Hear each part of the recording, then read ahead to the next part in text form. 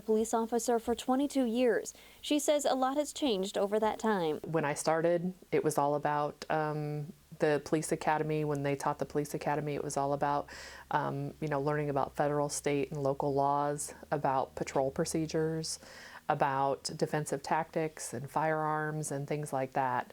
And very little was about communication and how we deal with people. And certainly not to recognize when someone has a mental illness and then what referrals to make when they have them. Police departments also became the first line of defense during mental health crises. Probably within the last 5 to 10 years, we've seen a lot of decline in the mental health funding in and around federal, state, and local. Now, almost every officer in Adair County has gone through a 40-hour crisis intervention training. With this NEMO CIT, or the crisis intervention team we have, it's been awesome. To learn how to, recognize a mental illness, learn with our community partners who are the referrals that we need to make.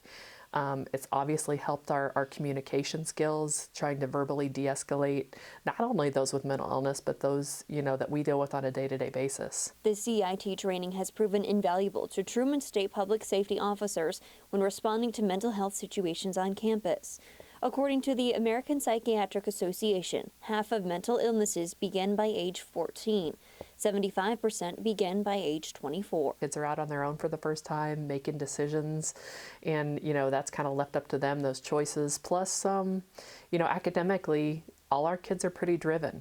And when they get here and they learn that it's going to be tougher than high school and things like that, we do have some kids that get pretty stressed, and our counseling center and our student health clinic do great, and we work with them really well to address the mental health issues here on campus. The training also helps officers deal with their own stresses on the job. It's brought it easier, I guess, for law enforcement to kind of open up and given us avenues to deal with our stress and pressures of the law enforcement job. And the community is beginning to take notice. I'll give our banquet as the example. This was our first ever CIT banquet.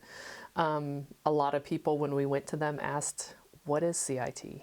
And when we talked about mental health and us, making better connections with families and partners and helping out the community, we had an overwhelming response. It was truly amazing to see how the community came out and supported us, supported the idea of CIT.